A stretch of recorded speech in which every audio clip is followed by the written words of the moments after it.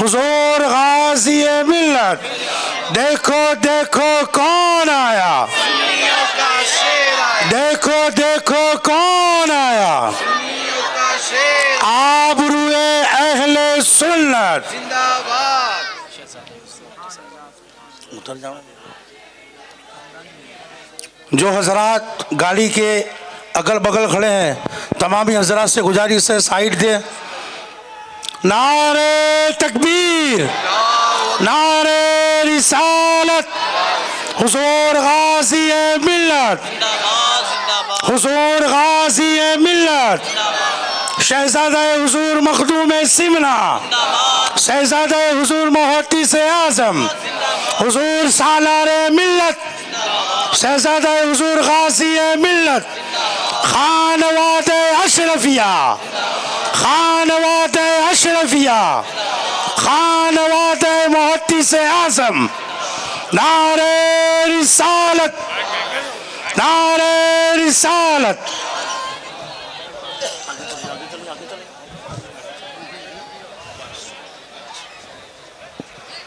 तमामी हजरात से गुजारिश है अपनी अपनी जगह पर तशरीफ़ रखें।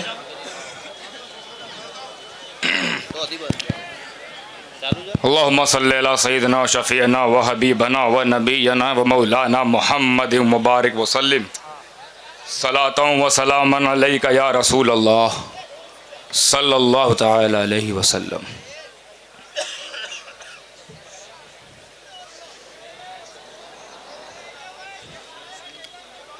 सूरज निकलने के बाद जो हाल तारों का होता है वो हुजूर गाजी मिल्लत के सामने इन बेचारों का होता है।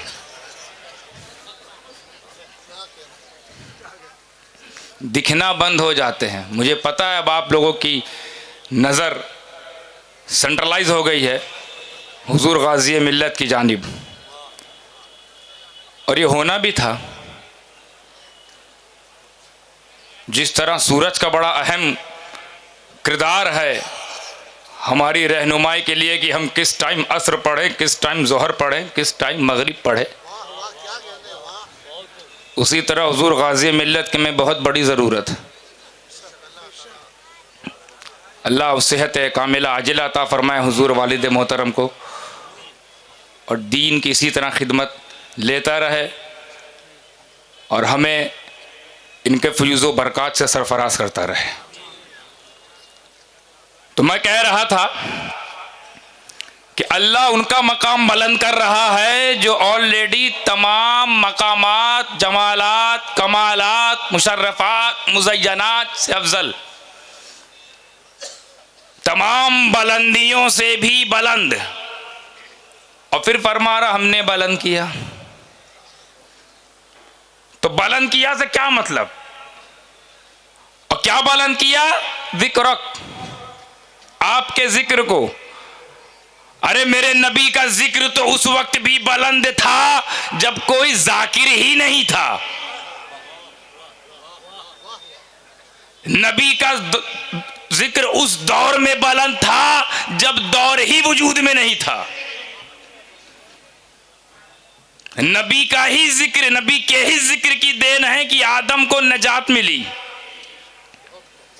उसका बुलंद कर रहा है, उसके जिक्र को बुलंद कर रहा। बारी ताला सबसे बड़ा जिक्र तेरा, तेरे बाद अगर किसी का जिक्र है तो मुस्तफा का, तो ये तेरा जिक्र, ये मुस्तफा का जिक्र। मेरे हाथ की तरफ आप लोग तवज्जो करें। ये जिक्र खुदा, ये जिक्र मुस्तफा, ये कानून अजल से है कि नहीं? ये हर दौर में ये कानून, आदम के दौर में भी यही कानून था, पुलिस शीश है उनके दौर में भी यही कानून, नूह के दौर में भी यही कानून, लूत के दौर में भी यही कानून, अल-गर्ज ईसा तक यही कानून था ना। ये जिक्र खुदा, ये जिक्र मुस्तफा, बिल्कुल यही कानून। तो इसमें नया क्या था? फिर तू कह रहा हमने बुलंद किया, तो बारी ताला अपने बराबर तो नहीं कर दिया, जबकि तेरे बराबर किसी का जिक्र ये शिर्क है। किसी के जिक्र को तेरे जिक्र के बराबर कर देना ये कुफ्र है।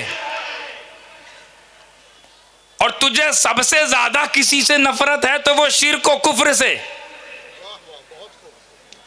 तो क्या अपने बराबर तो नहीं कर दिया? हालांकि तू तो है खुदा, ये बंदा, तू माबूद, ये आबिद, तू मस्जूद, ये साजिद, तू मुरसिल, ये मुरसल, तू भेजने वाला, ये भेजा हुआ, तू पैदा करने वाला, ये पैदा होने वाले, तो तेरे बराबर कैसे? तेरे बराबर जिक्र नहीं हो सकता तो फिर मुराद क्या है? मुराद इलाही क्या है वरफाना से? ये आधी बात कि हमने बुलंद किया, पर ये नहीं बताया किससे बुलंद किया, कितना बुलंद किया, किस हद तक बुलंद किया, कहां तक बुलंद किया। जिक्र बुलंद करने से मुराद क्या? तो रब के करम ने आवाज दी, नादान सुन, ये वरफाना से वो मुराद जो तू ले रहा है वो नहीं, बल्कि यहां से कानून बन रहा है। जिक्र बुलंद करने का से ताल्लुक एक कानून बन रहा है, और इस बात की तस्दीक ये हदीस कर रही है, इज़ा ज़ुकिरतो ज़ुकिरता मई। वो कानून ये है कि जब भी मेरा जिक्र करो, मेरे महबूब का जिक्र मेरे साथ करो।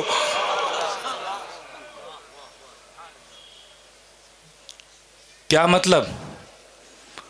कि अकेले तन्हा मेरा जिक्र करना बंद, वो जिक्र खुदा जिसमें जिक्र मुस्तफा ना शामिल हो, और या वो इबादत जिसमें इश्क़ मुस्तफा ना शामिल हो। पूरी ईमानदारी से कह रहा हूं, जिम्मेदारी से स्टेज से, कि वो जिक्र खुदा जिसमें जिक्र मुस्तफा ना हो, वो इबादत खुदा जिसमें इश्क़ मुस्तफा ना हो, वो जिक्र भी मरदूद है, वो इबादत भी मरदूद है। और यही वजह है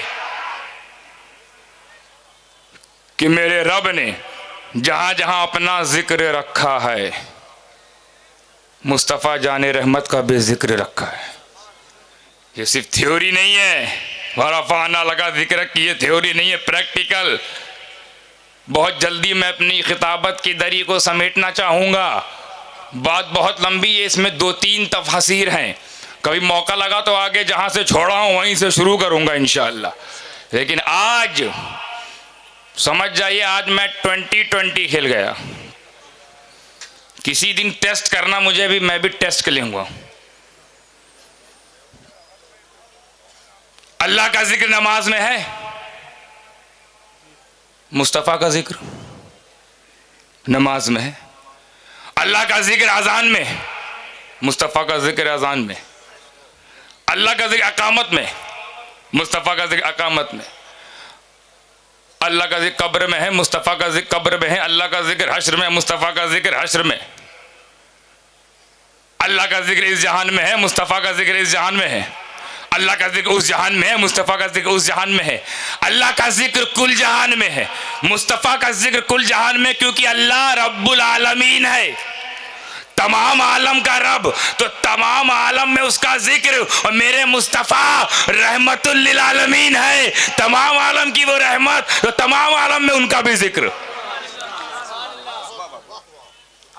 बात बहुत लंबी हो जाएगी, और भी बहुत सारी बातें हैं, मगर कभी ख़ास तौर पर अगर इस तरह ऐसे ही मोड़ा सा में मुझे बुलाया गया, तो जो आज मैं थोड़ा सा बोला हूं ना, वो ऐसा कोई नहीं होगा कि कोई ये कह दे हजरत ने ये छोड़ा सा, सब पूरा सा करके जाऊंगा। तो फिलहाल मैं इसी के साथ अपनी बात को इख्तिताम दूंगा, और उम्मीद करूंगा कि मौला कबूल फरमाए, तमाम की हाज़िरी कबूल फरमाए, सामईन के समाअत कबूल फरमाए, और जो जिस नीयत से यहाँ बैठा है मकासिद हसना लेकर, उसकी वो मकासिद हसना को मौला कबूल फरमाए। और एक और राज की बात बताता जाता हूँ, जितने लोग यहाँ नीयत करके आए हैं अपनी अपनी परेशानियों को सुलझाने के लिए, हल मसाइल का हल ढूंढने के लिए, तो आज मैं पूरी जिम्मेदारी से कह रहा हूँ, चाहे बाद में मेरे को डांट भी पड़े, मैं डांट खा लूँगा, पर आपका भला हो जाए।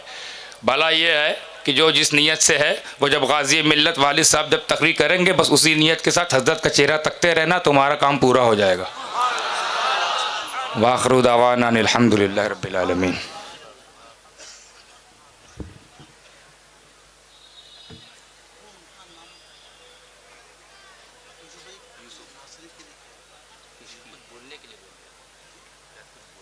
आप पूछ लीजिए क्या चाहती हैं, प्रयास ना करें।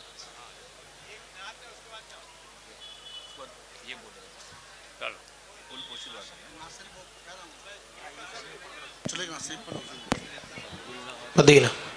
अस्सलामु अलैकुम वरहमतुल्लाहि वबरकातुह। आइए, मेरी इतनी औकात तो नहीं कि मैं हुजूर के सामने खड़े रह के कुछ पेश करूं, लेकिन इनकी दुआओं से, उनके नज़र करम से टूटे फूटे अल्फाजों में आपके समातों के हवाले हुजूर मुहद्दिस आज़म हिंद अलैहिर्रहमा का कलाम पेश करना चाहूँगा। इससे पहले सारा मजमा मेरे साथ मिलकर दुरूद और सलाम का नज़ारा पेश करें और पड़े बाव से बुलंद सल्लल्लाहु अलैका या रसूल अल्लाह वसल्लम अलैका या हबीब अल्लाह सल्लल्लाहु अलैका या रसूल अल्लाह वसल्लम अलैका या हबीब अल्लाह। इश्क़े अहमद का दिया दिल में जला करता है, इश्क़े अहमद का दिया दिल में जला करता है, और जिसको सरकार चलाए वो चला करता है, जिसको सरकार चलाए वो चला करता है। और हो नहीं सकता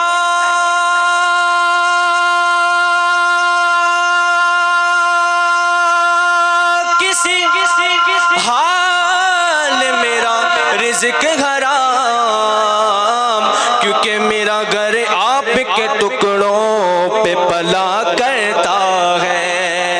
पढ़िए सल्लल्लाहु अलैका या रसूल अल्लाह वसल्लम अलैका या हबीब अल्लाह। उलमा की खास तवज्जो का तालिब रहूँगा। जलवा कीजिए ख्वाह पर्दा कीजिए,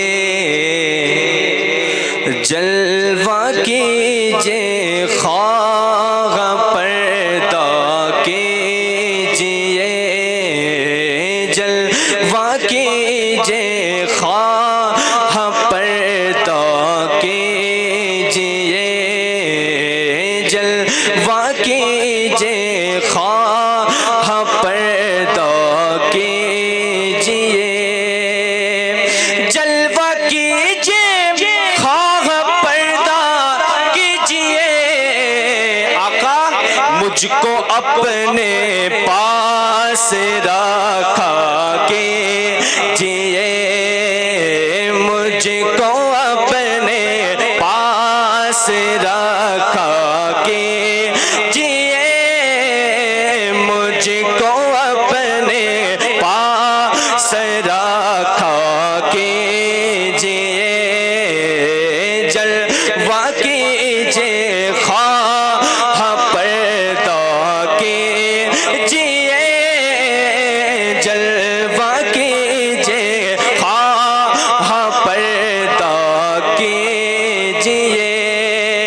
और वादिए दिल में तजल्ला कीजिए, वादिए दिल में तजल्ला कीजिए, फर्श को अर्शे मुअल्ला कीजिए, फर्श को अर्शे मुअल्ला कीजिए, फर्श को अर्शे मुअल्ला कीजिए।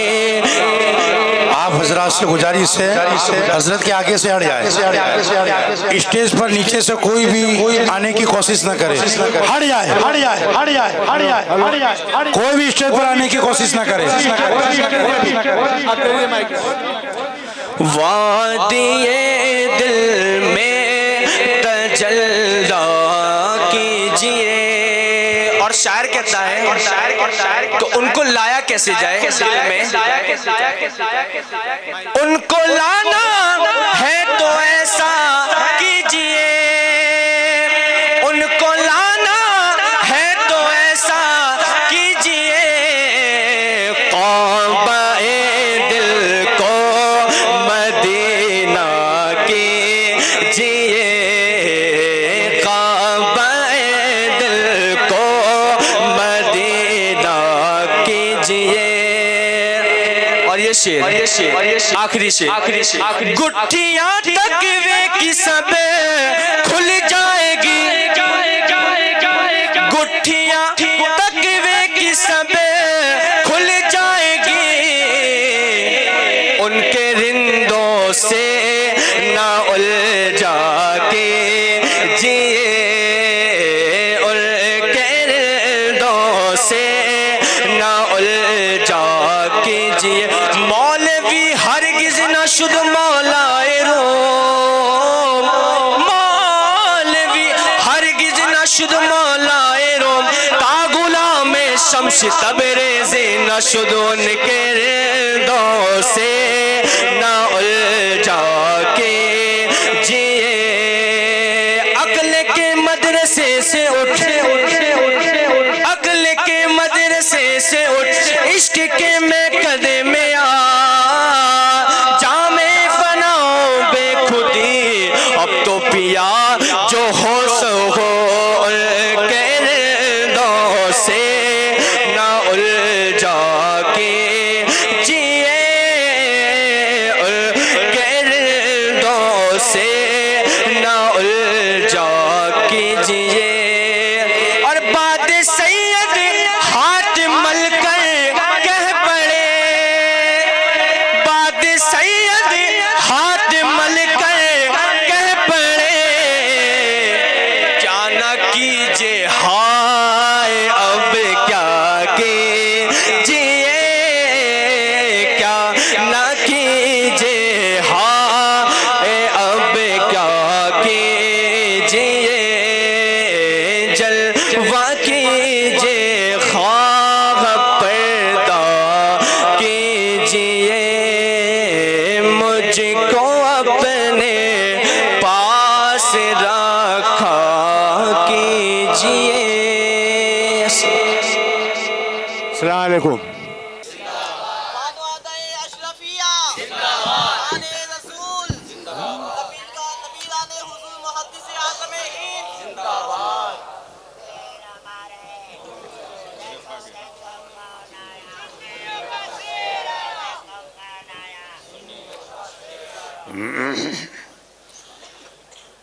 अल्हम्दुलिल्लाह,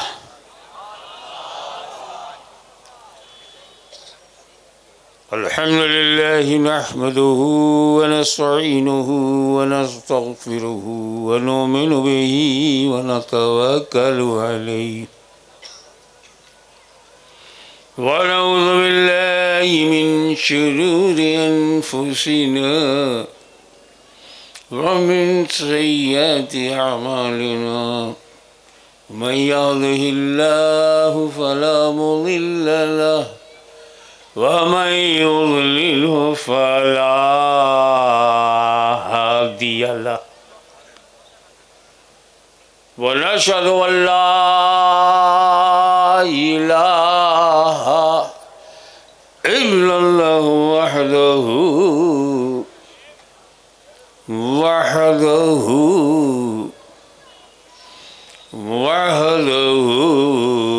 ला शरीक लह। वनशहदु अन्न सय्यिदिना व मौलाना व हबीबना व शफीअना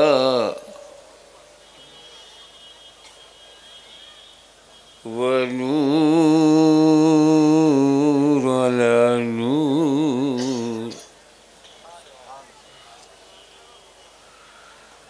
वो गौसना वो गयासना वो मुगीसना वो मुईदना वो कुतबना वो फरीदना वो निज़ामना वो सिराजना वो उलाना वो अशरफना वो नूरा आइनना वो मुख्तारना मुहम्मदन अब्दुहु व रसूलुहु सल्लल्लाहु तआला अलैहि व आलिहि व सहबिहि अजमईन। अम्मा बाद फ़अऊज़ु बिल्लाहि मिनश शैतानिर रजीम बिस्मिल्लाहिर रहमानिर रहीम लकुम दीनुकुम वलिया दीन। सदक़ल्लाहु मौलाना अल-अज़ीम व बल्लगना रसूलहुन नबियुल अमीनुल करीम व नहनु अला ज़ालिका लमिनश शाहिदीन वश-शाकिरीन वल्हम्दुलिल्लाहि रब्बिल आलमीन।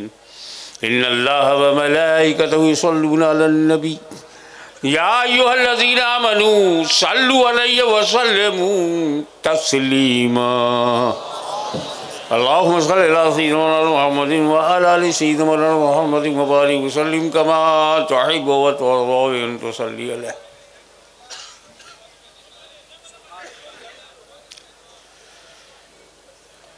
लकुम फॉर यू, दीनुकुम योर रिलीजियन, वलिया फॉर मी दीन। तेरा दीन तेरे लिए है, मेरा दीन मेरे लिए है, तो झगड़ा कहाँ है? तू मस्त है अपने दीन के लिए तो हम भी मस्त हैं अपने दीन के लिए। हालांकि मेरा दीन सबके लिए है, तेरा सबके लिए नहीं है। जैसे कि इस देश में सब हिंदी हैं, सब हिंदू नहीं है। ऐसे ही इस दुनिया में दीन वाले हैं, सब इस्लाम वाले नहीं हैं। और यही तर्जुमा किया जाता है लकुम दीनुकुम वलिया दीन, तुम्हारे लिए तुम्हारा दीन, हमारे लिए हमारा दीन। तर्जुमा गलत नहीं है।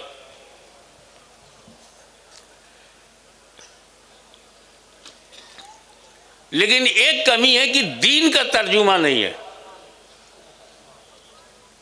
लकुम का तर्जुमा तो है लकुम दीनुकुम, तुम्हारे लिए तुम्हारा दीन, तो दीनुकुम में दीन का तर्जुमा तो हुआ ही नहीं।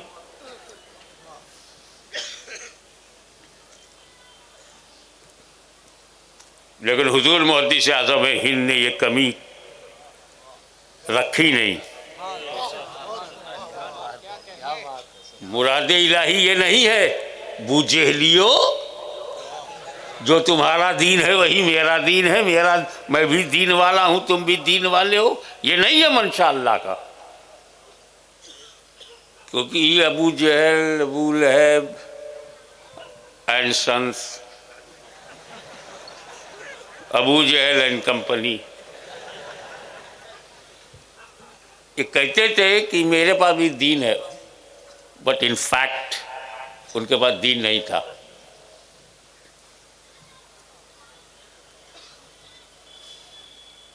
उनके पास दीन कैसे रहेगा? जो झाड़ में खुदा देखें, पत्थरों में खुदा देखें, जानवरों में अम्मा देखें,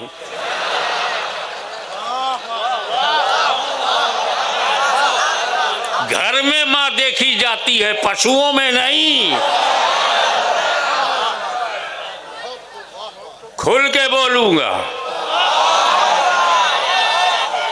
तुम्हारे हाथ में अगर कानून है तो हमारे सीने में मुस्तफा का दिया हुआ सुकून है।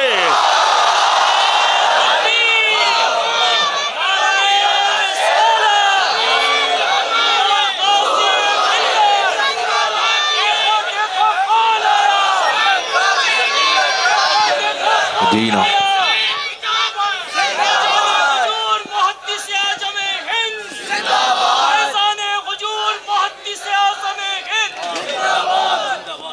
अल्लाह सुभान अल्लाह। यह मत समझना कि तुम चढ़ जाओगे। हमारी हर सिफत तुम्हारी दी हुई नहीं है। हम हिंदुस्तानी हैं, हिंदुस्तान हमारा मुल्क है, उसमें हमें फख्र है। ये तेरी देन नहीं है।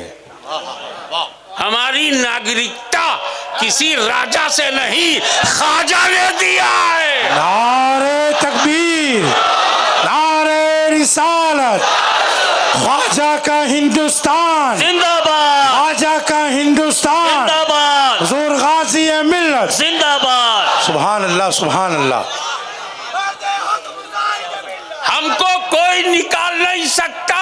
जब तुम आने से नहीं रोक सके तो रहने से कैसे रोकोगे? वाह वाह वाह वाह वाह वाह वाह वाह।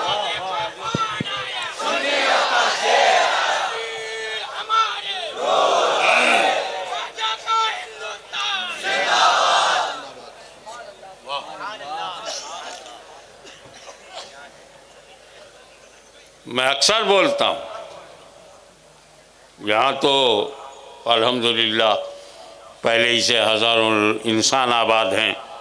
हिंदू, मुसलमान, सिख, ईसाई जो भी यहाँ हैं, आपस में प्यार से, मोहब्बत से, इंसानियत के साथ रह रहे हैं। आवाम गड़बड़ नहीं करती।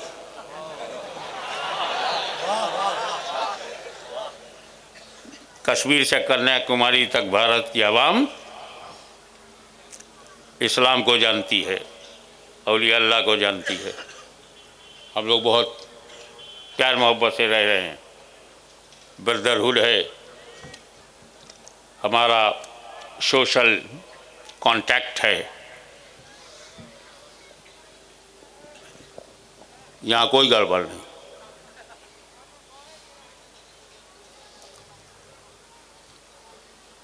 आदमी वो परेशान होता है जिसका गारंटर ना हो। कितने लोगों को जेल से छोड़ दिया जाता है जमानत पर, एक गारंटी आ गई, छोड़ दिया। कार की गारंटी, प्रॉपर्टी की गारंटी पे तो आज़ादी मिल जाती है। हमारी गारंटी तो गरीब नवाज ने लिया है।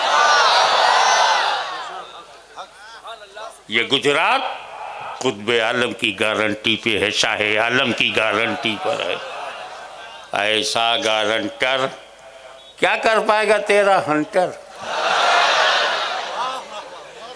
अब इसमें तेरा दीन, उनका तो दीन ही नहीं था, वलिया दीन। हमारे पास तो दीन है। तो मुहद्दिस आज़म हिंद मंशा इलाही और मुराद इलाही को जाहिर फरमाते हुए कहा, लकुम दीनुकुम, तेरे लिए तेरा बनाया हुआ दस्तूर, हमारे लिए इलाही दस्तूर।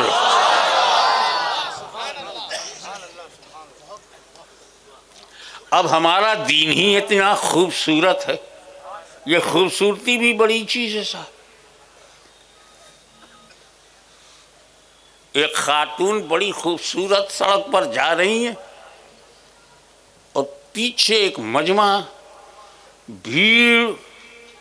किसी बुजुर्ग ने उस औरत से पूछा कि ये सारे तेरे दुश्मन है क्या जो पीछे पीछे? वो बोली, नहीं, मेरी खूबसूरती मेरी दुश्मन है।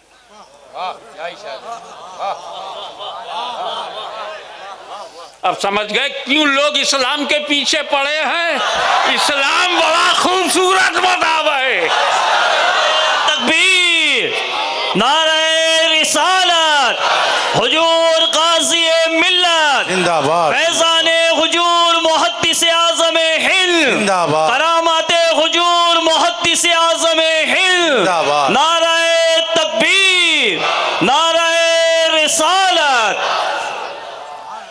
इस्लाम की सबसे बड़ी खूबसूरती ये है कि इस्लाम के मानने वालों को खुदा ने बनाया। सबसे बड़ी खूबसूरती यह है कि खुदा ने हमें बनाया है, और कितनी बड़ी बदसूरती है कि इन लोगों ने खुदा बनाया।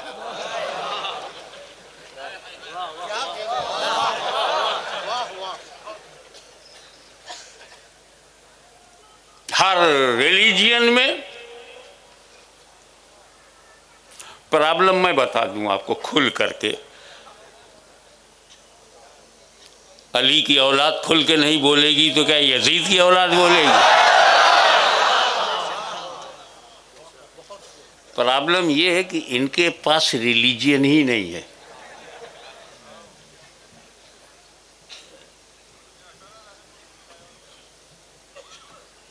इनके पास रिलीजियन नहीं है, क्योंकि रिलीजियन वही होता है जहां प्रॉफिट होता है। बगैर नबी के रिलीजियन होता ही नहीं। ये हो सकता है कि नबी का नाम हो, उसका पैगाम ना हो, लेकिन नबी होना, रिलीजन होने के लिए नबी का होना जरूरी। किताब का होना, आसमानी किताब, अल्लाह की किताब, खुदा की किताब भी हो, खुदा का रसूल भी हो, नबी भी हो, तब रिलीजन होता है।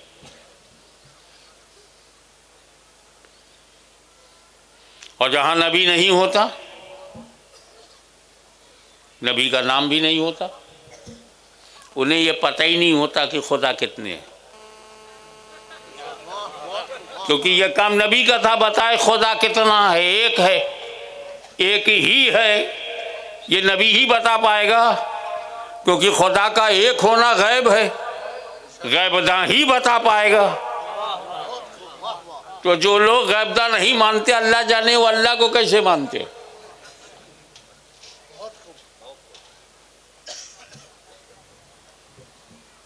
तो ये लोग वो हैं जिनके पास नबी नहीं है। हमारी खूबसूरती ये है कि हमारे पास नबी है। इस खूबसूरती की वजह से उनकी नींद हराम है। कुछ और लोग हैं वहां भी नबी का नाम है। ईसाई कहते हैं ना, वहां भी नबियों का नाम है। ये और बात है कि वो अपनी ज़बान में अंबिया किराम का नाम इंग्लिश में, इंग्लिश उच्चारण, इंग्लिश प्रोनंसिएशन में एडम, मोसेस, इसहाक, जोसेफ, अब्राहम बोलते हैं, मगर वो सब नबी के नाम है। नबी का नाम है उनके पास, यहूदियों के पास नबी का नाम है, तौरेत में नबी का नाम है, इंजील में नबी का नाम है, कुरान में भी नबी का नाम है। मगर फर्क यह है हम में उनमें कि उनके पास नबी का नाम है, नबी का पैगाम नहीं है। हमारे पास नबी का नाम भी है, नबी का पैगाम भी है। सब लोग इबादत करते हैं, करते ही रहते हैं, जो मुकल्लफ हैं वो भी, जो नहीं है वो भी। जिक्र तस्बीह सारी कायनात मसरूफ़ है। अब आइए हमारे यहाँ इबादत की खूबसूरती। और हमारे यहाँ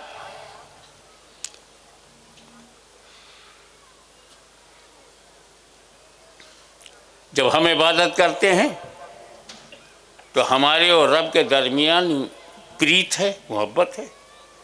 हम घंटा बजा के डिस्टर्ब नहीं करते।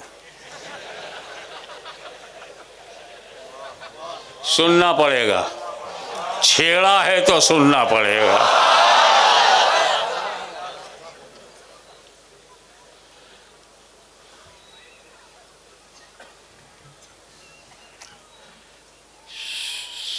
सबसे टॉप क्लास की इस्लाम में जो पूजा है, वर्शिप है, वो नमाज है।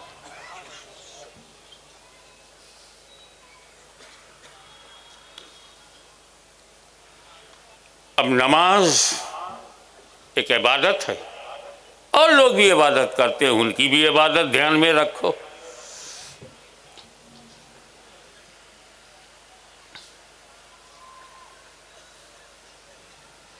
हम अपने बनाने वाले का सजदा करते हैं। क्या खूबसूरती है हमारी। जिसने हमें बनाया, जो हमारा क्रिएटर है, हम उसको सजदा करते।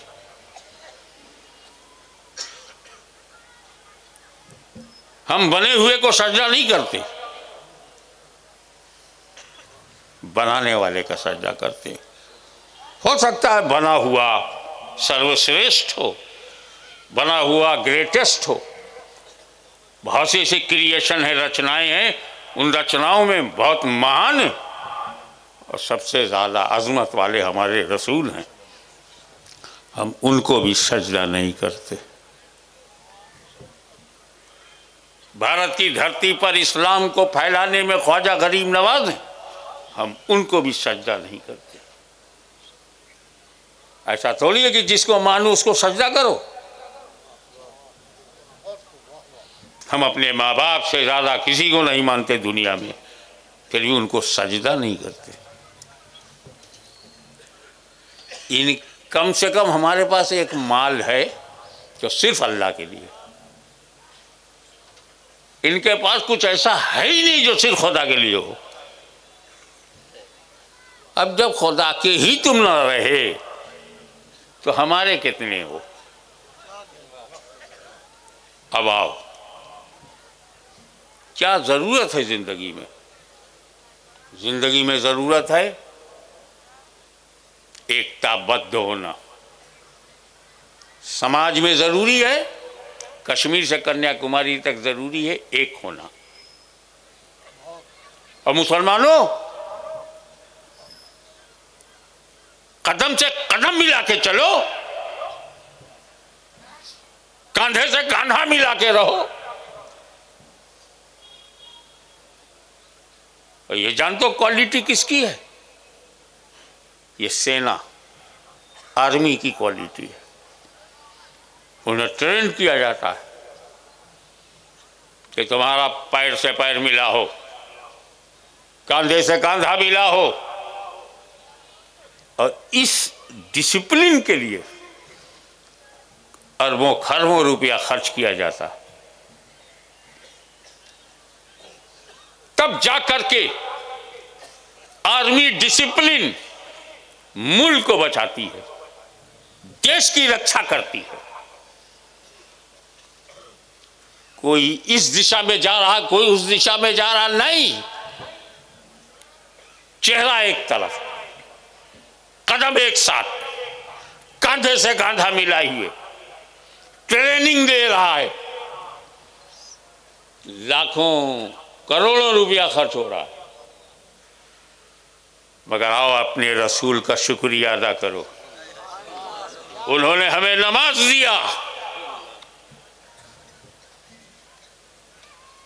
और जब हम नमाज के लिए खड़े होते हैं तो कहा जाता है सफ़ें सीधी कर लो। पैर का अंगूठा दूसरे के बगल वाले के अंगूठे के लेवल में होवे, उसके बगल में लकीर सीधी हो, सफ़ें दुरुस्त हो, लाइनें एक हों। पैर से पैर मिला के, कंधे से कंधा मिलाया, गैप नहीं होना चाहिए।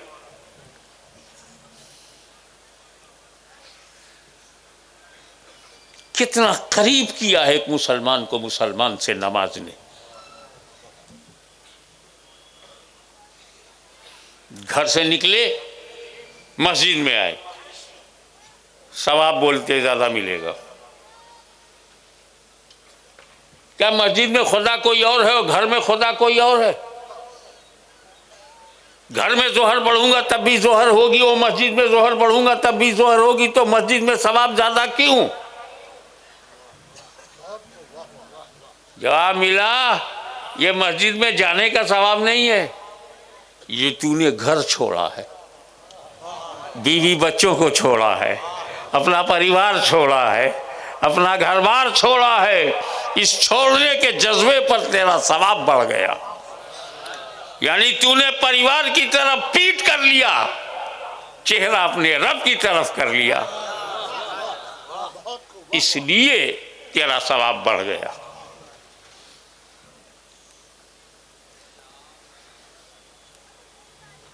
1000 लोग जमात में खड़े हैं, मगर अपनी मर्जी से अब नहीं रुकू करेंगे, अपनी मर्जी से सजदा नहीं करेंगे। आगे एक इमाम है, पीछे पूरी आवाम है, 50 सफ़ें लगी हुई हैं। जब इमाम रुकू में जाएगा तो जमात रुकू में जाएगी, इमाम खड़ा होगा तो जमात खड़ी होगी, इमाम सजदे में जाएगा तो जमात सजदे में जाएगी। आगे आगे इमाम, पीछे पीछे अवाम। क्या मतलब? बंदगी में जिंदगी डालने के लिए एक इमाम के पीछे चलते हो तो अपनी जिंदगी में भी जिंदगी पैदा करने के लिए ऐसे ही एकताबद्ध हो जाओ, दसियों आवाजें उठाकर आपस में टकराव का माहौल मत पैदा करो, एक बन जाओ, मुत्तहिद हो जाओ और कभी भी अपने इमाम से आगे जाने की कोशिश मत करना। इमाम रुकू में है, तुम सजदे में नहीं जा सकते। तो ये अल्लाह मेरे को बहुत जज्बा है सजदा करने का, इमाम रुकू में जितना टाइम लेगा मैं सजदे में चला जाऊं, सजदे में मुझे ज़्यादा वक्त मिल जाएगा, नमाज नहीं होगी।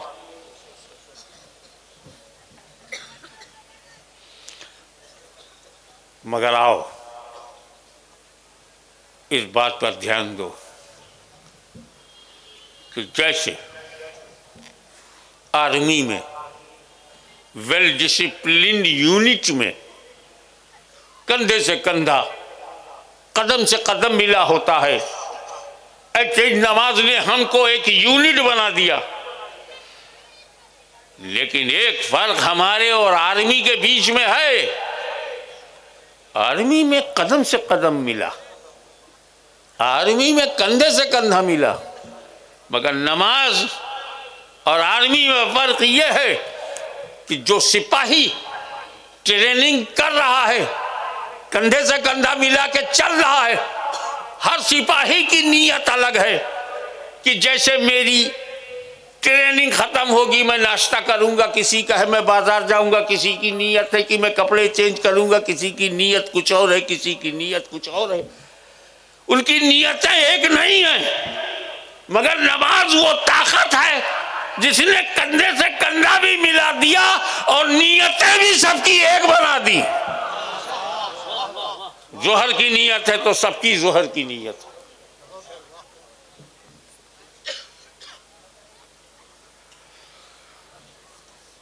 उसके बाद यही एक इबादत है जो रोजाना के साथ साथ वीकली इबादत भी है। ये मोहल्ले वालों अलग अलग मस्जिदों में मिलते थे लोगों से, फजर में, जोहर में, असर में, मगरिब में, इशा में।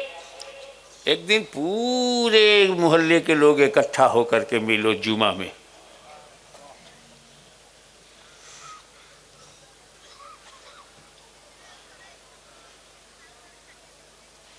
और पूरे शहर के लोग मिलाकर उस साल में एक बार ईदगाह में। कितना मिलना मिलाना, एक दूसरे का दुख दर्द जानना, एक दूसरे का दुखावा समझना, एक दूसरे की मदद करने का हौसला होना। पर नमाज ने सारा फर्क मिटा दिया, जात पात का फर्क मिट गया, ऊंच नीच का भेदभाव मिट गया। सैयद शेख मुगल पठान समाज में है मगर जमात में सब मिट गया। एक ही सफ में खड़े हो गए महमूद और अयाज, न कोई बंदा रहा न कोई बंदा नवाज। आलिम के बगल में जाहिल है, जाहिल के बगल में मूची है, मोची के बगल में दूध वाला है, दूध वाले के बगल में मुफ्ती साहब। नहीं बोल सकते हमारे मुफ्ती साहब की मेरे बगल में ये शेड्यूल कास्ट कैसे आ गया। बोले इस्लाम में कोई कास्ट नहीं है, इस्लाम में कॉस्ट है, कीमत है, कास्ट नहीं है।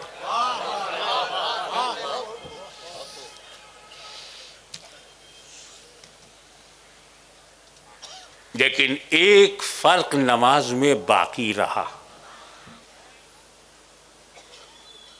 वो सब एक नहीं है। वो क्या है? लिबास। ड्रेस एक नहीं है। इमाम साहब आए, एबा चौहा इमामा शरीफ, बांगी आया टोपी शरीफ, लोग आए कोई टोपी नहीं। बोले क्यों? मैं ना पहनता हूं ना टोपी किसी को पहनाता हूं।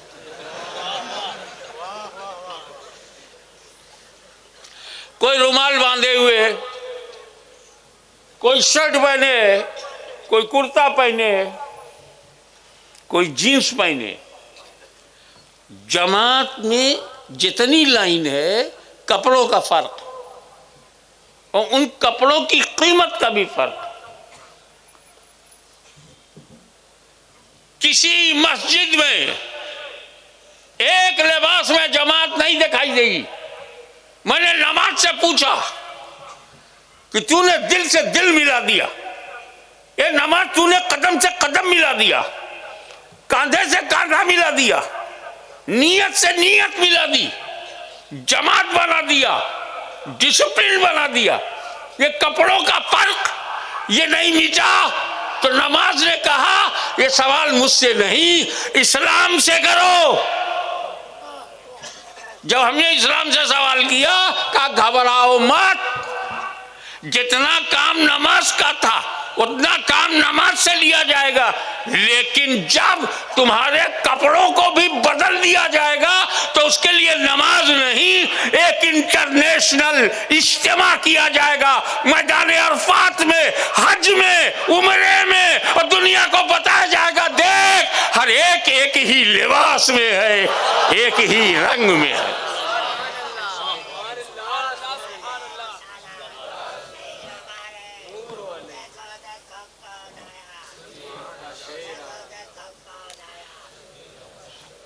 अब इस साल अल्हम्दुलिल्लाह मैं अपने दो बेटों, उनकी दो बहू, मेरी बेटी और दामाद और मैं, ये 7 आदमी आप देखेंगे जिद्दा में मिले, ये लिबास नहीं होगा, न सर पे ताज होगा, न येबा होगा। जितने लोग आ रहे, अमेरिका से रईस आ रहा है, डॉलर का रंग लेके आ रहा है, कोई पाउंड की धमक लिए आ रहा है, कोई फ्रांस से आ रहा है, कोई बांग्लादेश से आ रहा है, कोई पाकिस्तान से आ रहा है, और काबा सबको आने दे रहा है। काबा तंग नजर नहीं है कि फला देश से नहीं आने दूंगा।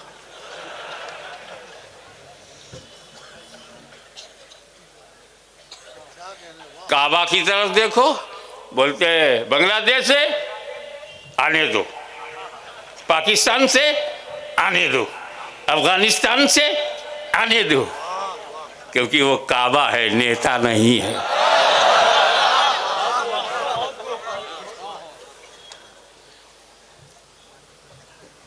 एक लुंगी, एक चादर पहने हुए और एक चादर ओढ़े हुए, उसी में अमीर आ रहा है, उसी में सफीर आ रहा है, उसी में वजीर आ रहा है, उसी में फकीर आ रहा है।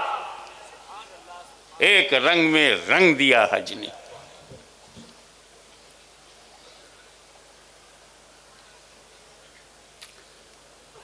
ये ड्रेस की कटिंग, ये टेलर मास्टर की टेलरिंग, ये सब यही रह गई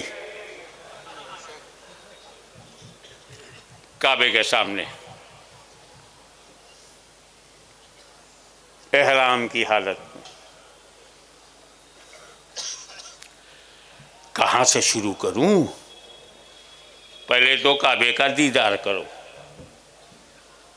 बाबू सलाम से अंदर गए, काबे पर नजर पड़ी,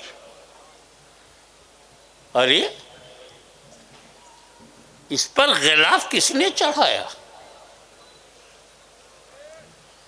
हिंदुस्तान में तो हमें ताना दिया जाता है कि वलीउल्लाह पे गिलाफ क्यों चढ़ाया, और यहाँ काबतुल्लाह पे किसने चढ़ा दिया?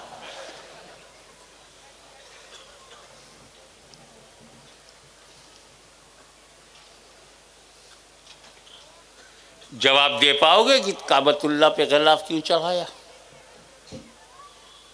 छोड़ो उनको जो चिढ़ाते हैं, जो चिढ़ाते हैं। हम सुन्नी लोग चढ़ाते हैं, और उर्दू जानने वालों को पता है कि चिढ़ाने में ज़ेर है, चढ़ाने में ज़बर। हम ज़बर हैं, वो ज़ेर। काबतुल्लाह पे गिलाफ चढ़ाया गया और हाशमी चुपचाप रहेगा, नहीं बताएगा क्यों चढ़ाया गया।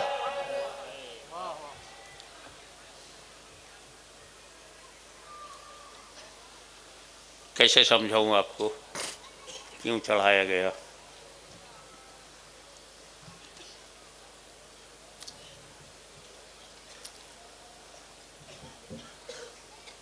मैंने मुफ्ती साहब से कहा, मुफ्ती साहब बुखारी शरीफ लेते आइए। मुफ्ती साहब आधे घंटे में बुखारी ले गया है। मैंने कहा यार बगल वाले कमरे में थी, इतना टाइम? बोले क्या करूं? अलमारी खोला, एक मोटी सी किताब निकाली, सही मुस्लिम में अंदर किया, फिर एक मोटी सी किताब निकाली, पलट के देखा तो इब्ने माजा, अंदर किया। एक मोटी सी किताब निकाली, पलट कर देखा अबू दाऊद है, तो अंदर किया। एक मोटी सी किताब निकाली, पलट कर देखा मिशकात है, तो अंदर किया। साहब 25 मिनट तो यही में चले गए। एक मोटी सी किताब निकाली, देखा सही बुखारी है, तो लेके आ रहा हूं। किताबों की भीड़ में ढूंढना पड़ा। मैंने यूसुफ भाई के साहबजादे खालिद से कहा, बेटा तू पढ़ा लिखा है, समझदार है, अल खालिद टूर एंड ट्रेवल्स को बहुत जिम्मेदारी से चलाते हो, बड़ी अच्छी मेज़बानी करते हो, please Discovery of India written by Jawaharlal Nehru तो ले गया। वो 40 मिनट में आया।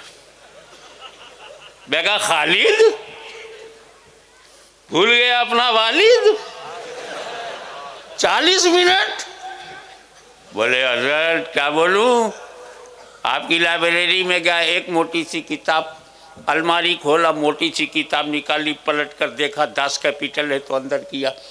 एक मोटी सी किताब निकाली, पलट कर देखा वो शेक्सपियर के ड्रामास का कलेक्शन है, अंदर किया। एक मोटी सी किताब निकाली, पलट कर देखा इंडियन कॉन्स्टिट्यूशन विद कमेंट्री है, तो अंदर किया। यही करता रहा। 35 मिनट के बाद एक किताब निकाली, पलट कर देखा डिस्कवरी ऑफ इंडिया है। तो 40 मिनट लगेंगे कि नहीं लगेंगे सरकार ढूंढने में? मैं तो कंटाल गया पढ़े लिखे लोगों से। मेरे यहाँ एक नौकर था जुम्मन खान। हमारे यहाँ यूपी में कुछ इलाके ऐसे हैं, नाम रखने में कोई प्रॉब्लम नहीं होता। पीर को पैदा हुआ तो पिरुआ है, मंगल को पैदा हुआ मगरू है, जुमा को पैदा हुआ जुम्मन है। कैलेंडर देख के नाम रख देते।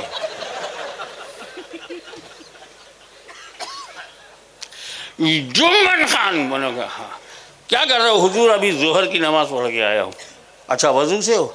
या कुरान जरा उठा के ले आओ। वो जाहिल अनपढ़ अंगूठा टेक करिया अक्षर भैंस बराबर इलिटरेट गया और 5 मिनट में लेके आ गया। मैं मुफ्ती साहब बुखारी लाने में 30 मिनट, खालिद को डिस्कवरी ऑफ इंडिया लाने में 40 मिनट। जाहिल गंवार 5 मिनट में कुरान लेके कैसे आ गया? तो हमने कहा कैसे इतनी जल्दी? बोला हुजूर हमका कुछ देखना तो था नहीं, अलमारी खोला जिस पर गिलाफ देखा लेके चले आए।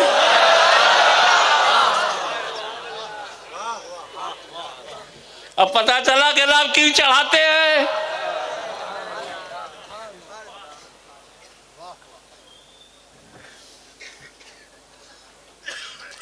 एक कुरान तुझे दुनिया की किताबों के साथ रहना, दुनिया की दूसरी किताबों के साथ रहना है, कहीं दूसरी किताबों के बराबर ना समझा जाए, इसलिए किताबुल्लाह पर गिलाफ चढ़ाया।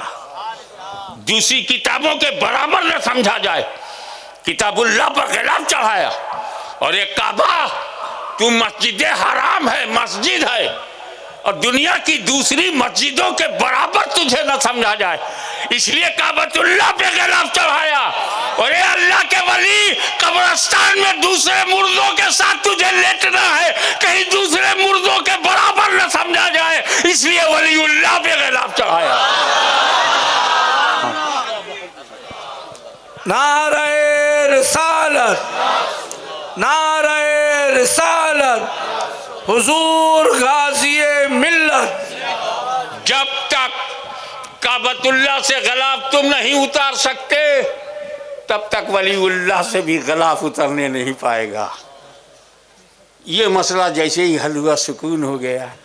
हमारे बाबा दादा पे अल्लाह की रहमत हो, चादर गिलाफ चढ़ाना सिखा दिया, काबतुल्लाह तक पहुंचा दिया। अब हज कहाँ से शुरू होगा?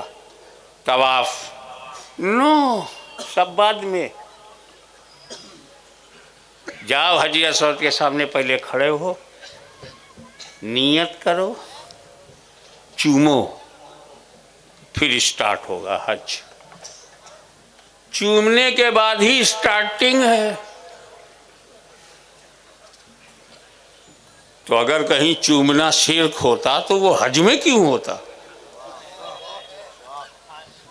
बड़ा सीधा सा जवाब है।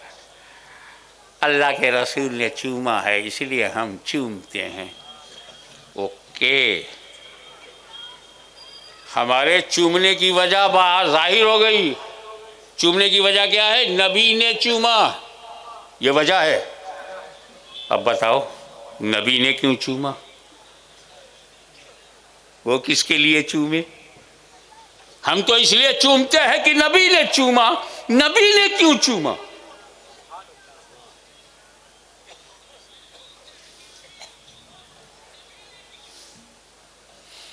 इसीलिए मेरे नबी ने चूमा कि लोग चूमने को शिर्क ना समझें।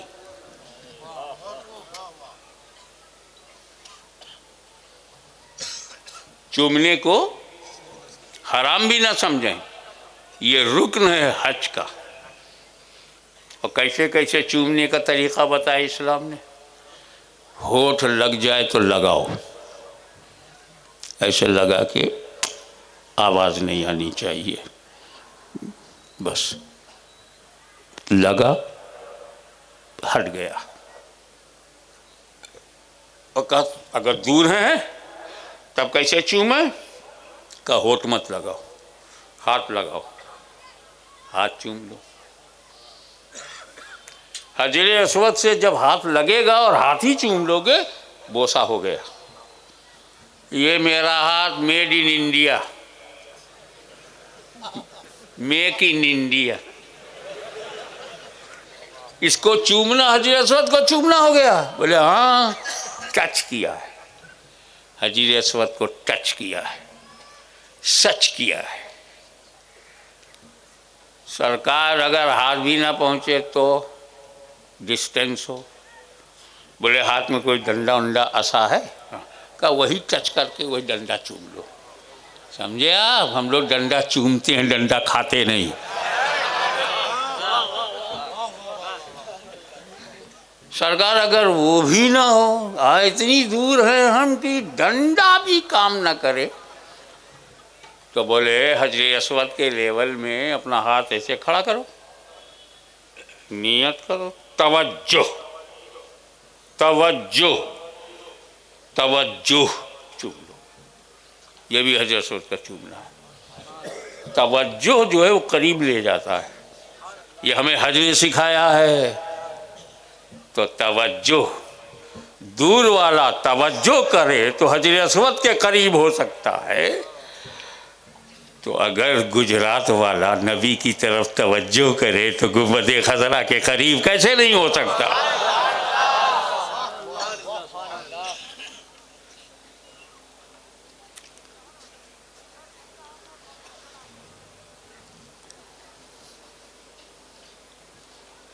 वो जन्नती हजर है। हजर अस्वद को बोलेंगे वो पत्थर जो है जन्नती है, काला है। अल हजरुल असवद, अल हजर माने पत्थर, असवद माने काला। देखा आपने, इंडिया में सफ़ेद सफ़ेद चूमने नहीं दिया, तो अल्लाह ताला ने कहा हज करने आओ, काला काला चुमवाऊंगा। क्योंकि वो काला है तो क्या हुआ, आला है।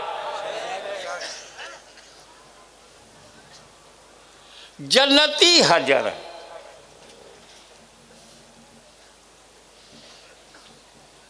क्यों चूमा आपने? जन्नती हजर है। सोचने वाली बात है, छोटा सा जुमला है, याद रखना। जन्नती हजर चूमते हो, जन्नती बशर नहीं। दोनों जब जन्नती हैं तो हजर बड़ा या बशर बड़ा?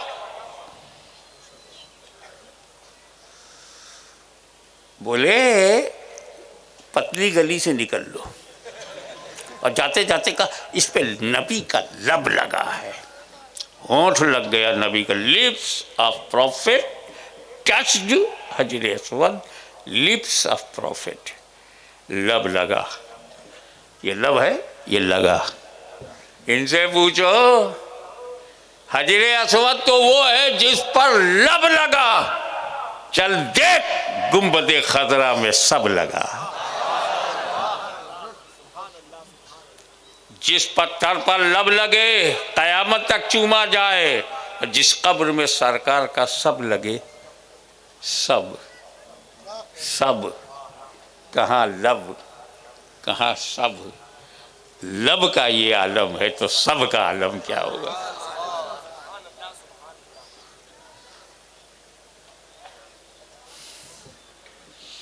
हुजूर सल्लल्लाहु अलैहि वसल्लम ने हजर अस्वद को चूमा है, हम चूमेंगे।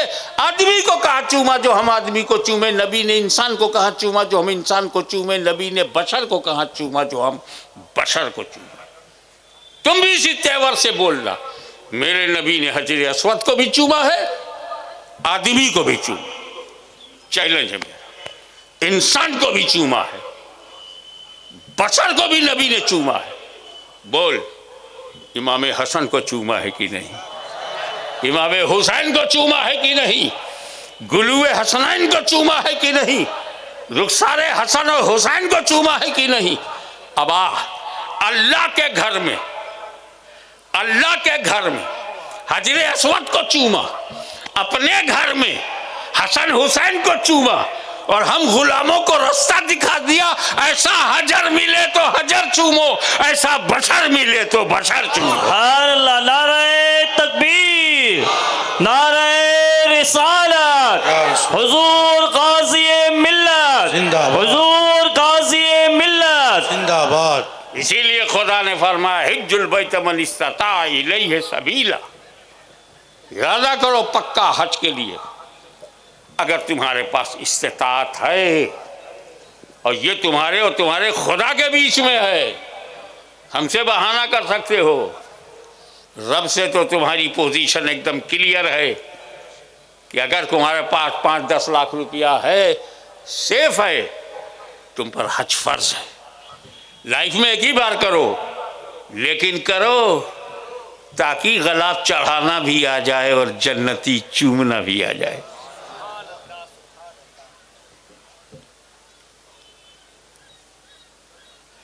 चूमने के बारे में एक बात क्लियर कर दूं, चूमना सवाब है,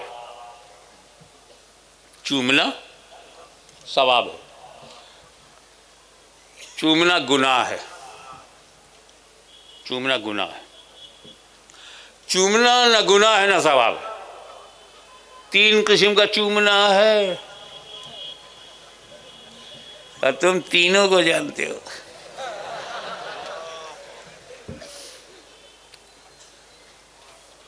इसमें तो ऐसे भी लोग होंगे जो चूमने में मेरे भी उस्ताद होंगे।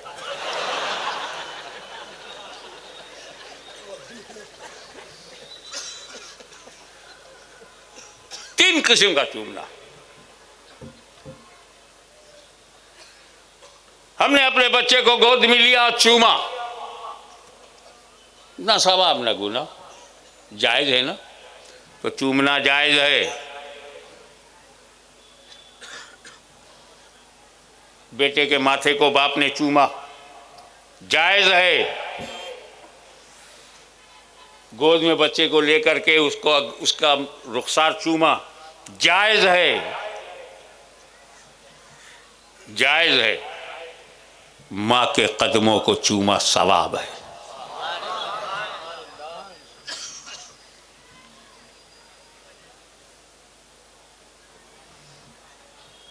देखा आपने बीवी में और अम्मा में कितना फर्क है।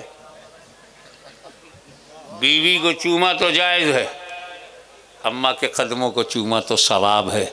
जायज़ सवाब के बराबर नहीं होता, बीवियां माँ के बराबर नहीं होती।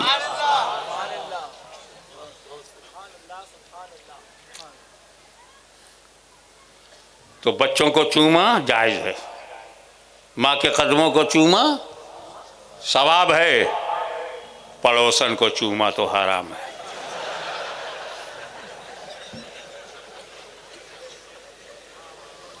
शिर्क तो होता ही नहीं।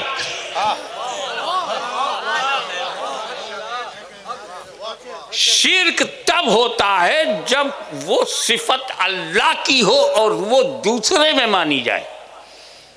Don't make partner of Allah Almighty.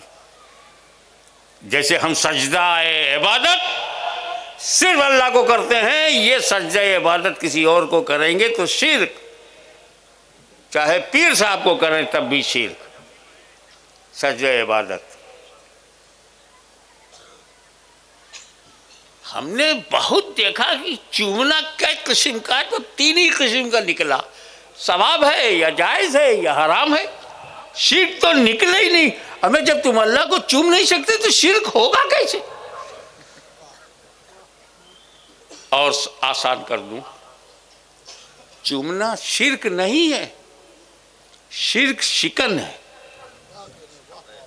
शिर्क तोड़ है। शिर्क से बचना हो तो चूमो।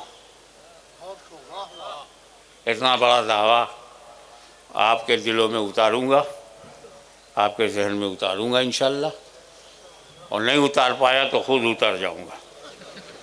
मुझे उतारने के लिए बैलेट बॉक्स की ज़रूरत नहीं। जिनकी किस्मतें डब्बों में बंद हों वो हमें आंखें दिखाते हैं। मिट गए राजा, छा गया ख्वाजा, बजाते रहो अपना बाजा।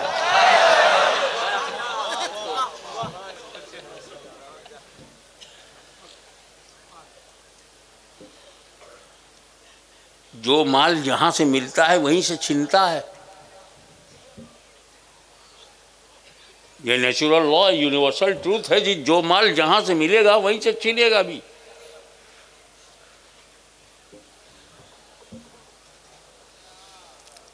हजरत आदम हिंदुस्तान में आए, पहला कदम रखा, आबादी बिल्कुल नहीं थी, दूसरा कोई आदमी ही नहीं था, अकेले हजरत आदम आए। तो जहां आए उस धरती के मालिक वही हुए, क्योंकि उनके अलावा कोई है ही नहीं जो मुकाबला करे। नहीं, मेरी प्रॉपर्टी, मेरी प्रॉपर्टी है। पूरी धरती खाली है। आदम आए, भारत में आए, अपना कदम रखा और इसके मालिक बन गए। हमको आंख दिखाते हो, ये हमारे बाप की जमीन है, ये उनके चरणों का प्रताप है। तो बनाया आदम ने,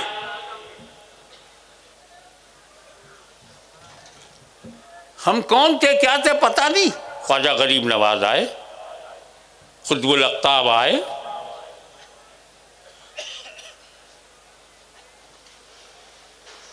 सरकार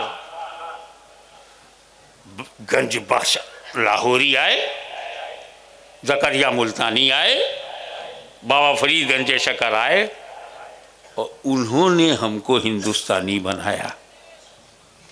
मखदूम अशरफ जहांगीर शमनानी शमनान छोड़ कर यहाँ आए और उन्होंने हमें हिंदुस्तानी बनाया।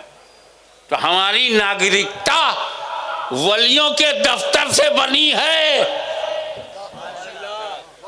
वहां से छीनेगी तब छीन पाओगे, वरना तुम बनाते रहो, तुम अपना लॉ बनाते रहो। इतने लोग घुसपैठिए हैं, कहते रहो। चैलेंज नोट कर लो, 2 साल 3 साल गुजर जाएगा, इनकी हिम्मत नहीं है कि किसी को देश से निकाल सके।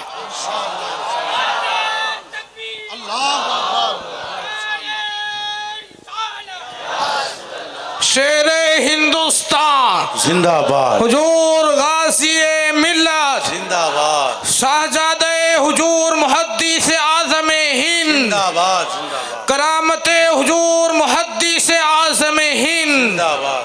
हुजूर गाज़ी मिल्लत। अगर आज किसी को अपने बाप और अपने बाप के बाप के बाप के बाप का जन्म भूमि बतानी हुई, नाम बताना हुआ, तो फातिमा के खानदान से आंख मत लड़ाना। इनकी औलाद को आदम तक अपने सारे बाप का नाम मालूम है। अपनी बताओ कि सिंध से क्या लेके आए। शेख अपनी अपनी देख,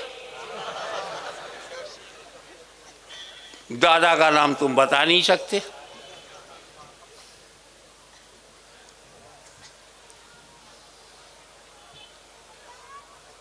बोले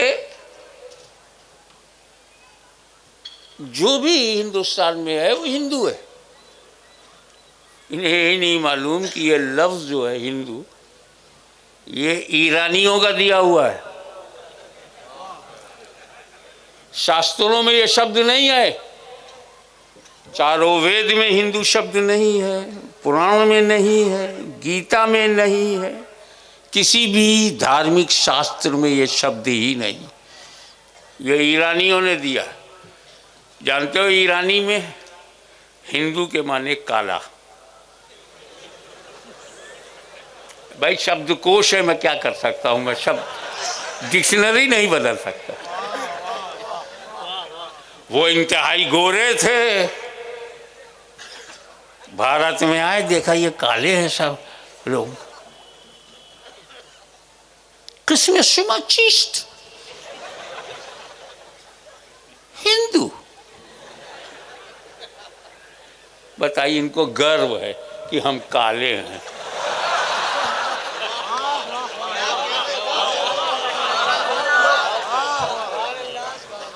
छेड़ोगे तो सुनना पड़ेगा।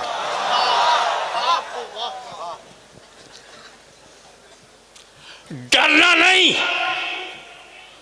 मैं खानदान अहले बैत की तरफ से बोल रहा हूं, गुजरातियों डरना मत, हिंदुस्तानियों डरना मत, क्योंकि जब तक फातिमा जहरा का खानदान रहेगा, भारत में मुसलमान रहेगा। नारे तकबीर, नारे रिसालत। खिताबत शेरे हिंदुस्तान, शहनशाह खिताबत शेरे हिंदुस्तान, हुजूर गाज़ी मिल्लत, करामते हुजूर मुहद्दिस आज़म, तकबीर, शहजादा नारे हुजूर रिसालत, मुहद्दिस आज़म, गाज़ी मिल्लत, गाज़ी मिल्लत, शहजादे मखदूम शिमला, शहजादे गौसे जीला, नारे तकबीर।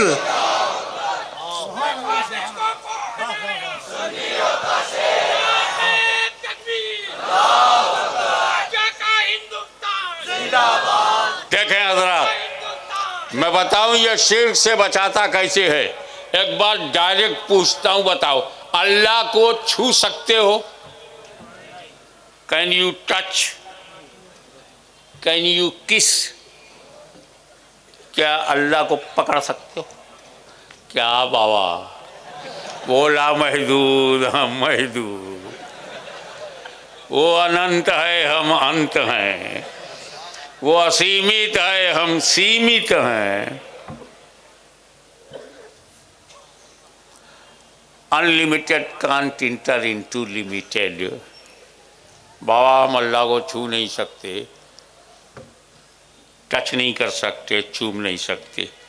तो अल्लाह वही है ना जिसे छुआ ना जा सके, जिसे चूमा ना जा सके। ताई पीछे वालों तो खड़े हो बेचारे, बैठने की जगह नहीं, आप अल्लाह को चूम सकते हैं? हैं?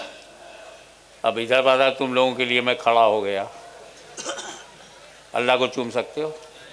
ताई आप बहुत काबतुल्लाह गए हो, अल्लाह को चूम सकते हो? और ये स्टेज पर बैठे हुए VIPs अल्लाह को चूम सकते हो? ताई फाइनल, नक्की, पक्का, लॉक कर दूं?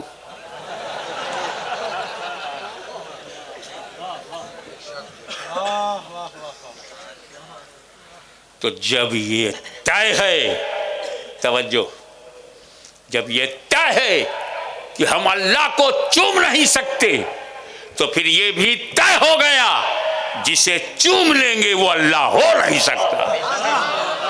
इसीलिए हजर अस्वद को चूमो ताकि वो खुदा ना समझा।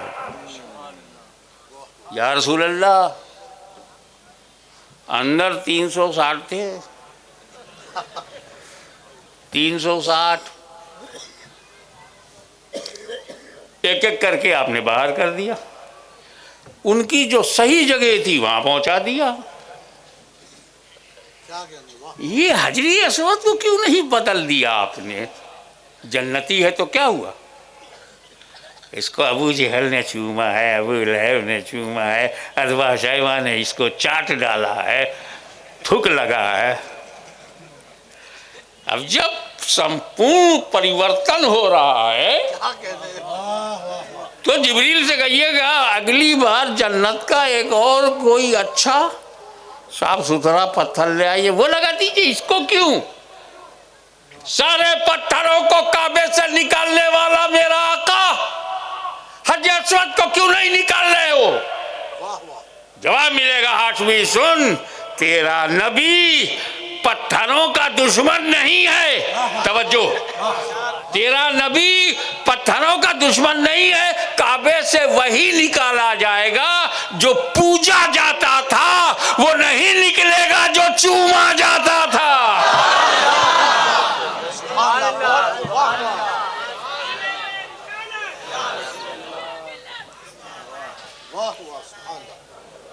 तो मेरे नबी ने बता दिया, पूजना और है, चूमना और। जो पूजे जाते थे वो आउट हो गए, जो चूमा जाता था उसे बरकरार रखा गया। तो कहीं ऐसा ना हो ईसा मसीह अलैहिस्सलाम के मोजिज़ात को देखकर लोगों ने उन्हें खुदा का बेटा इब्नुल्लाह कह दिया। कहीं ऐसा ना हो कि गौसे आजम की करामतों को, गरीब नवाज के मुहियुल उक़ूल बातों को, मखदूम समनानी के चमत्कारों को, औलिया अल्लाह के चमत्कारों को देखकर कहीं लोग इन्हें खुदा ना कहें। इसलिए बंदो चूम लो। जब तुम चूम लोगे तो तुम्हारा दिल बोलेगा अल्लाह को चूम नहीं सकते, अब इन्हें चूम लिया है, ये अल्लाह हो नहीं सकते। फिर हमें हाथ ढकेलता आगे जा। 7 तवाफ हो गए तेरे, अब सफ़ा से मरवा, मरवा से सफ़ा, सफ़ा से मरवा, मरवा से सफ़ा दौड़। क्यों? इन्न सफ़ा वल मरवता मिन शाइरिल्लाह। सफ़ा मरवा अल्लाह की निशानी है। मैं बड़े गौर से देख रहा था, आजकल इनकी मेहरबानी से तो सफ़ा मरवा दिखता भी नहीं। कितना ऊंचा था, कितना गहरा था। हज़रत हाजरा रज़ियल्लाहु ताला अन्हा अपने बेटे को मुताफ में, जो आज मुताफ है वहीं लेटा कर, प्यासा इस्माइल माँ दुखी बच्चे के लिए पानी ढूंढने के लिए सफ़ा पर गई। इधर उधर नज़र दौड़ाया, पानी नहीं दिखा। तो बोले चलो दूसरी पहाड़ी पे चलकर देखते हैं। अब जब सफ़ा की नीचे गई तो उनके चलने का अंदाज़ मैं आपको बताऊं। सफ़ा से चलती थी और देखती थी, या स्माइल है। फिर उतरती थी, फिर देखती थी, फिर उतरती थी, फिर देखती थी, धीरे धीरे उतरती थी और इस्माइल को देखती थी। जब ज़्यादा नीचे उतर गई तो इस्माइल दिखाई नहीं पड़े, जब दिखाई नहीं पड़े तो दौड़ करके वो दूसरी पहाड़ी पर गई और जैसे इस्माइल दिखी है फिर धीरे धीरे चलने लगी। एक माँ अपनी ममता में जो कदम उठा रहा है, रब ने हाजियों से कहा वहीं तेज दौड़ो जहाँ मेरी नेक बंदी तेज दौड़ी है।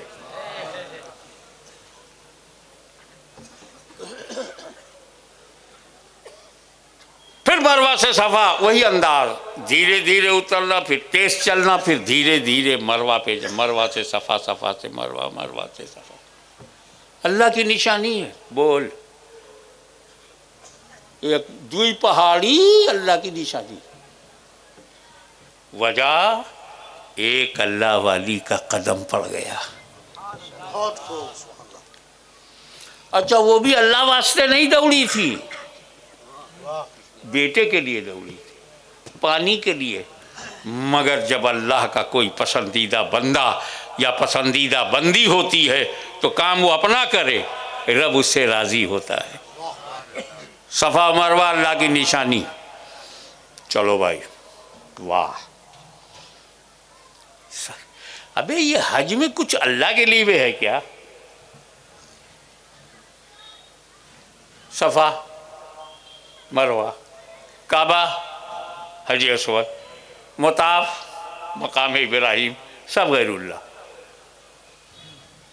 एक भी इसमें अल्लाह नहीं है। सब पत्थरों का मुकद्दर देखना है तो अल खालिद में हज करने के लिए निकलो, तब देखो कि पत्थरों का मुकद्दर क्या है। और हज में एक बात और है, हाजी बाजमात हज करता ही नहीं। पता नहीं कैसा इमाम हो और हज गड़बड़ा जाए। नमाज में गड़बड़ इमाम होगा तो हम अपनी नमाज बचा लेंगे, हज में गड़बड़ हुआ तो क्या करेंगे? तो अल्लाह ताला ने कहा अकेले करो। नमाज में तो अरबी ज़रूरी है, हज में वो भी ज़रूरी नहीं। जिस भाषा में चाहो अपने रब से माफ़ी मांगो, दुआ करो।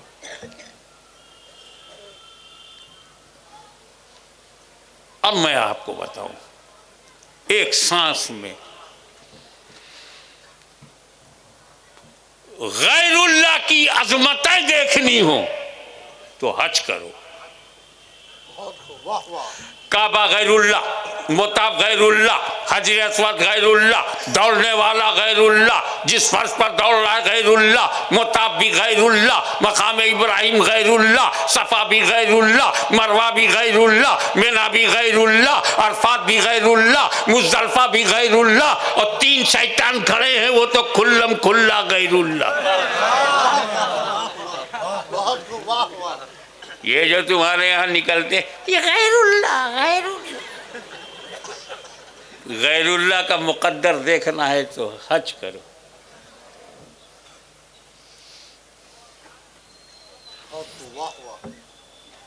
एक लाइफ स्टाइल बताऊं आपको।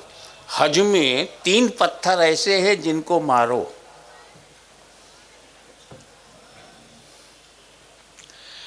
ये बड़ा शैतान है, ये मझला शैतान है, ये छोटा शैतान है, ये क्या यार तुमने मचा रखा है शोर? शैतान तो सिर्फ शैतान है। ये मामला क्या है? बोले ऐसा है कि जब हज़रत इब्राहीम अलैहिस्सलाम अपने रब की रज़ा के लिए अपने बेटे इस्माइल अलैहिस्सलाम को ज़बह करने के लिए राज़ी हुए तो मिना गए। मिना की तरफ जैसे ही चले, इब्लीस के पेट में दर्द हुआ।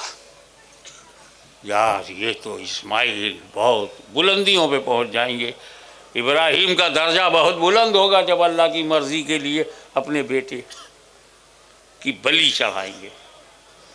तो आता है, हे इस्माइल, पता है अब्बा तेरे को काट डालेंगे, मत जा। उसने अपने लहजे में कहा होगा जो इब्लीस का लहजा है, मैं तो आपकी भारतीय लहजे में बात कर रहा हूँ।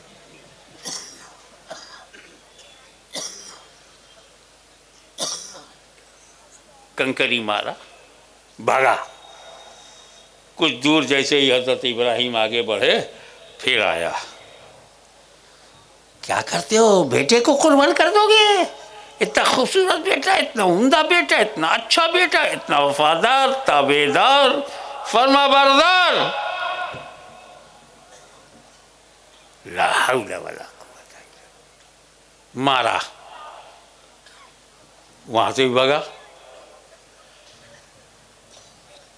बिल्कुल जब आगे पहुंच गए तो फिर आया। आप जरा इबलीस को पहचानने की कोशिश करें। नबियों से पंगा लेता है एक, और भगाया जाता है तो फिर आता है। दूसरी बार भगाया, फिर आया। हजरत इब्राहिम ने जब तीसरी बार भगाया है तब नहीं आया। समझ गए? तीसरी बार भगाना पड़ता है, तब नहीं आते। तो जिस जगह शैतान खड़ा था बहकाने के लिए, दोबारा जहां खड़ा था, तीसरी बार जहां खड़ा था, वो जगह तो थी, खुद भागा था। उसका कदम जहां था वहीं पर खंबा गाड़ दिया गया। अब उस खंबे की तौहीन इबलीस की तौहीन है, क्योंकि वो निशान है। खंबा शैतान नहीं है। तो इतना बेवकूफ भी नहीं है कि हज के दौरान वहां आके खड़ा होगा पिटने के लिए। 40 लाख लोग मारेंगे उसको, फिर भी आप कहते हो हमने शैतान को मारा। मारो खंबा, बोलते हो शैतान को मारा। तो बोले नहीं हजरत, ये खंबा उसी जगह है जिस जगह उसका कदम था। तो कदम नहीं है वहां, जगह तो है। जगह की तौहीन जगह वाले की तौहीन है। अब उस जगह पर खंबा है, तो खंबे को जब कंकरी मारेंगे तो वो इबलीस को मारना कहलाएगा। हज ने हमको नजरिया दे दिया कि निशाने कदम की अहमियत है। जहां कदम इस्माइल का है वहां जमजम खड़े होकर के पियो, और जहां कदम इबलीस का है उस कदम पर जो पत्थर, जो निशानी है, उसे मारना जगह की तौहीन है। जगह की तौहीन जगह वाले की तौहीन है। यही तो सुन्नियत का दावा है कि नबियों की, वलियों की कब्रों को मत तोड़ो। ये जो जगह है अल्लाह के नबी की जगह है, अल्लाह के वली की जगह है। अब जगह की तौहीन नबी और वली की तौहीन।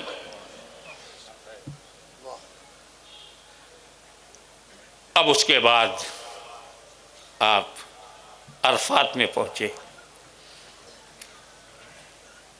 जो भी टूर, जितने भी टूर जाते हैं उनके गाइड होते हैं, बोलते हैं तैयारी कर लो, असर हो गई, दुआ हो गई, चलो। थोड़ी देर बाद मैं बोला यार मगरिब का वक्त हो गया है, तो मगरिब पढ़ लूं? बोले ना ना, मगरिब मुज़दलिफ़ा में चल के पढ़ेंगे। अब यार वहां तक जाने में ऐशा का वक्त हो जाएगा। कहा ना, होने दो, मगरिब ना पढ़ो। या अल्लाह, पूरे भारत में मगरिब ना पढ़ो तो फासिक मोलिन, और वहां पढ़ लो तो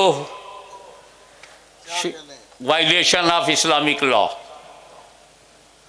मेरे भाई, सारी जिंदगी मगरिब के वक्त पर हमने मगरिब पढ़ा, अब हमसे कह रहे हो मुज़दलिफ़ा चलो, मुज़दलिफ़ा जाते जाते इशा का वक्त हो जाएगा, तब कहाँ वहाँ मगरिब पढ़ना, तो क़ज़ा हो जाएगी ना, अदा होगी। हमें खुल्लम खुल्ला क़ज़ा है का कुछ नहीं, वक्त देखना दुनिया का काम है, नबी की सुन्नत को देखना मुसलमान का काम है। जब नबी ने मगरिब नहीं पढ़ी तो हम भी मगरिब नहीं पढ़ेंगे। यानी मगरिब पढ़ना भी सवाब है ना पढ़ना भी सवाब है। अगर नबी के वक्त पर पढ़ी जाए तो पढ़ना सवाब, और नबी के वक्त पर ना पढ़ी जाए तो ना पढ़ना सवाब, और कज़ा हो जाए तो अदा पढ़ना सवाब। हज ने क्या बताया? हुजूर सल्लल्लाहु ताला अलैहि वसल्लम की अदाओं को देखते रहो। मुज़दलिफ़ा पहुंचे, सारी रात वहाँ इबादत में गुजारी। आओ, ये अल्लाह ये अरफात में क्यों बुलाया? माफ़ी मांग, तौबा कर। जो हुकूकुल इबाद, हुकूकुल्लाह, अल्लाह के जितने हुकूक तूने पूरे नहीं किए, माफ़ी मांग। अल्लाह की नाफरमानियां की हैं, माफ़ी मांग। नमाज छोड़ा, रोजा छोड़ा, हज छोड़ा, ज़कात छोड़ा, माफी मांग।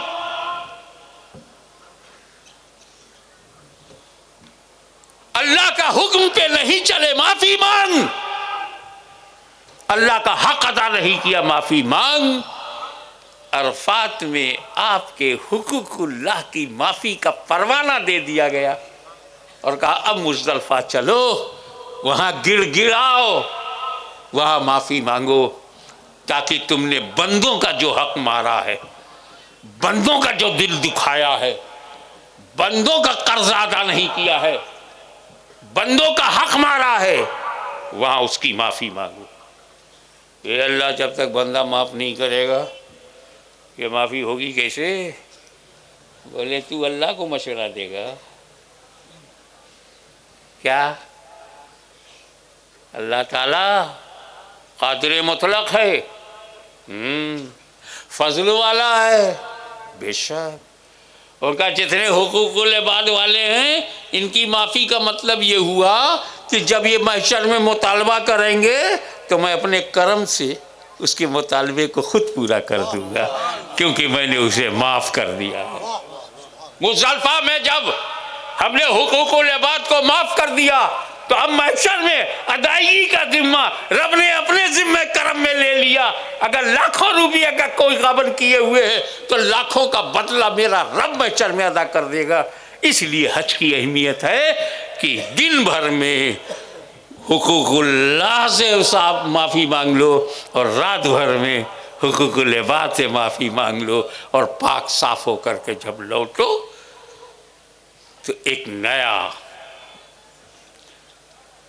आगाज हो, एक न्यू बॉर्न चाइल्ड की तरह, एक नवजात शिशु की तरह पाक साफ हो करके बकिया ज़िंदगी को गुजारो। इसीलिए कहा गया है हिज्जुल बैत मन इस्तता इलैहि सबीला। अगर तुम में अल्लाह ताला ने इस्तिताअत अता की है तो हज ज़रूर करो। ये हज एक जज है, और हज के बाद मदीना जाओ। ये अल्लाह वहाँ कैसे जाऊँ? कहा देखो यहाँ एक चादर ओढ़ के आए थे ना, और इतर वगैरह मैंने मना कर दिया था, परफ्यूम ना लगाना, और सीना तान के 3 मरतबा चलना, अकड़ के चलना, ये सब मेरी बारगाह है। मेरे हबीब की बारगाह में जाना तो सीना तान के न जाना, फटे हुए कपड़ों में मत जाना, सिविलियन ड्रेस में जाना, बहुत ही अदब से आँखों से बात करना, क्योंकि बाखुदा दीवाना बाशी बा मोहम्मद होशियार। वाखिर दावाना अल्हम्दुलिल्लाह। या नबी सलाम अलैका, या रसूल सलाम अलैका, या हबीब सलाम अलैका, सलवातुल्लाह अरसलल्लाह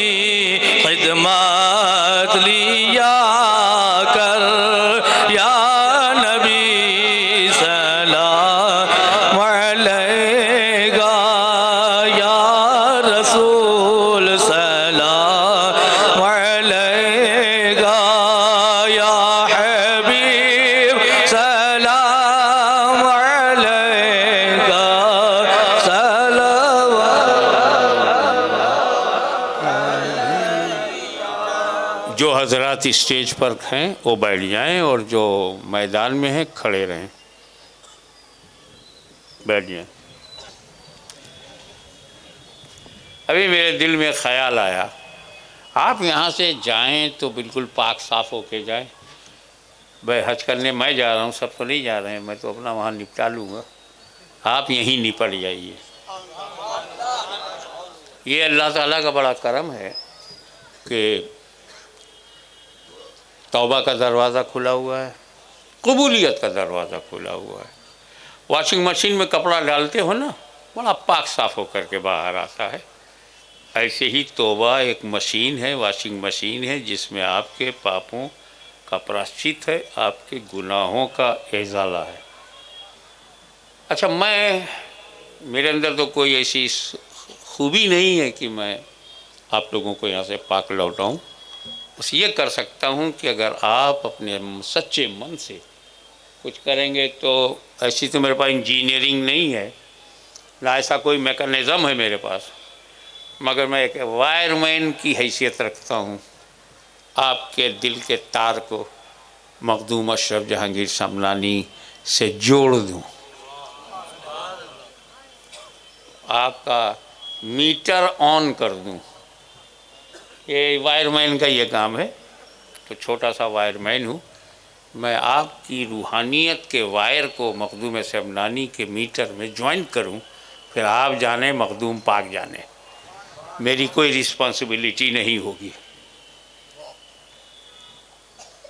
मन को शांत करके अपने गुनाहों को ध्यान में रखकर जो कलमात मैं कह रहा हूँ उसे आप दोहराइए।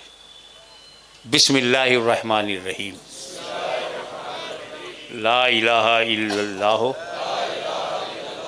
मुहम्मदुर रसूलुल्लाह सल्लल्लाहु अलैहि वसल्लम। ए अल्लाह, हमने तौबा किया अपने तमाम छोटे बड़े गुनाहों से, उन गुनाहों से भी तौबा जिसे मैंने जानबूझकर या भूल कर किया। मालिक, उन गुनाहों से भी तौबा जिसे हमने एलानिया या छुपा कर किया। मेरे मालिक, मेरी तौबा कबूल फरमा। और हम माइल हुए ए अल्लाह तेरी तरफ सिलसिला अशरफिया, चिश्तिया, कादरिया में, और अपना हाथ दे दिया मखदूम सुल्तान सैयद अशरफ जहांगीर समनानी के हाथ में, जिनका सिलसिला ख्वाजा गरीब नवाज, गौसे आज़म, मौला अली और हज़रत मोहम्मद मुस्तफ़ा सल्लल्लाहु अलैहि वसल्लम तक पहुँचता है। ए अल्लाह, इन सिलसिलों की नेमतें दुनिया व आखिरत में नसीब फरमा, और कल क़यामत के दिन इन्हीं नेक बंदों के साथ मुझे उठा। आमीन, अल्लाहुम्मा आमीन। अल फातिहा। बिस्मिल्लाह।